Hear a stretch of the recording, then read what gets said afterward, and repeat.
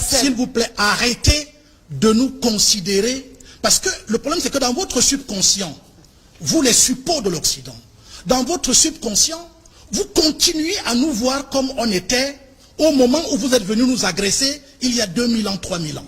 Non, on n'est plus à ce stade. Non. À l'heure actuelle, l'Afrique est en train de renaître.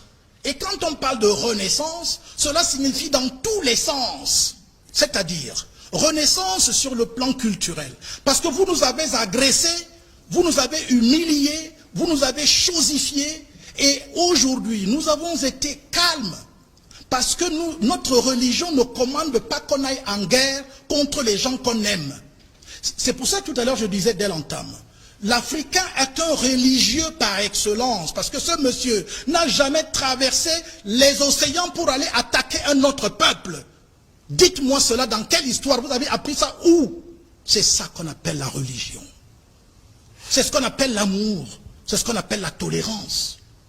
L'Africain a été agressé de toutes parts et il a laissé tout le monde venir, y compris la Rose-Croix, la franc-maçonnerie, tout le monde vient. C'est pas africain là. L'islam est là. Non, je suis en train de parler, nous parlons de la culture. D'accord. Alors, je voulais donc dire que lorsque en même temps des gens font semblant d'être africains, j'ai encore dit, je me souviens dans notre forum, j'ai dit par exemple concernant M. Etoundi que vous êtes noir mais vous n'êtes pas africain. Et je sais pourquoi je le lui ai dit.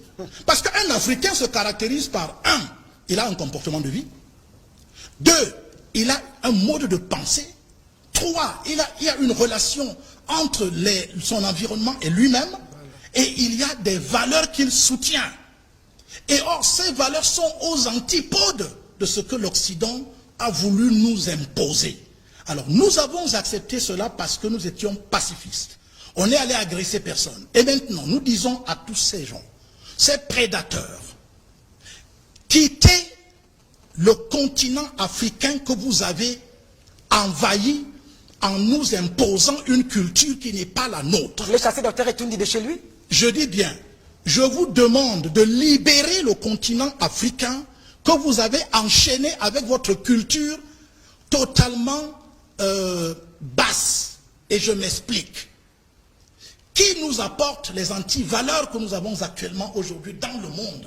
C'est l'Occident totalement décadente. Et je dis décadente parce que je sais qu'à un moment donné, l'Occident, après être venu apprendre en Afrique, à travers la Grèce, l'Occident a expérimenté la beauté, le bien, les valeurs suprêmes, à travers des personnes comme les Pythagore, les Platon qui sont venus apprendre et tout, et sont allés relayer ces valeurs, et ensuite c'est passé à Rome, et c'est arrivé aujourd'hui dans l'Occident actuel.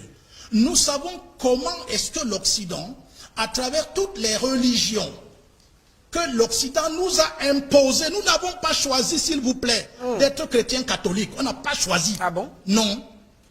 Aucun Africain n'a choisi d'être chrétien catholique. Ou même musulman. Les gens sont venus avec les soutanes, des valises pleines de croix et de revolvers. Voilà ce qui s'est passé. Et d'épées. Et les épées. Nous n'avons pas choisi ça. On n'a pas choisi d'être musulmans. C'est les Arabes qui nous ont agressés. Donc, docteur Tuela est chrétien comme ça, il n'a pas choisi, il ne connaît pas l'histoire. Nous allons y arriver, chacun va tirer la conclusion.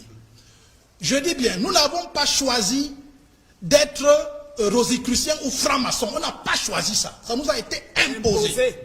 À l'heure actuelle, l'élite dirigeante mondiale est franc-maçonnique et rosicrucienne. Tout le monde le sait. Et ça a été imposé à travers les néocolons politiciens. C'est ça, tout le monde le sait aussi. Alors maintenant qu'on a dit dans ça, je voudrais dire que l'Afrique a donc une religion de paix, une religion d'amour, une religion d'acceptation et d'accueil, d'hospitalité. C'est ça que les gens ont appelé le sous-développement, la faiblesse, l'incapacité à défendre son continent et tout ça. Et nous disons qu'il faut maintenant que ça change dans la tête des Africains. Sachez que vous n'avez pas besoin, vous n'avez pas été coupé de Dieu. L'Occident vous a dit que vous êtes coupé de Dieu pour vous exploiter. L'Africain n'a jamais été coupé un jour de la divinité. Maintenant, quand j'ai donc dit ça, je dis donc que notre religion est praxis. Notre religion est pratique de vie. D'accord, on va évoluer. Voilà donc ce que je voulais donner déjà comme premier jet. Merci.